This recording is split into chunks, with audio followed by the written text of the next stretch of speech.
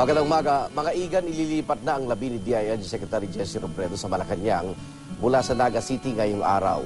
Ibubulpo ang yumaong kalihim sa Kalayaan Hall at may live report si Katrina Son.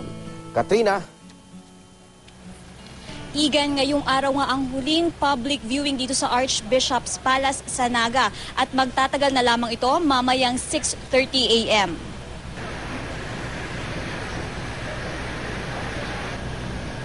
Kahapon raw na itala ang pinakamaraming tao na nagpunta rito sa Archbishop's Palace para sa public viewing. Umabot raw ito ng 13,000. Pagkatapos ng public viewing ng 6:30 a.m., maghahanda na para sa paglilipat ng labi ni Secretary Robredo mula rito sa Archbishop's Palace papunta sa Naga Airport.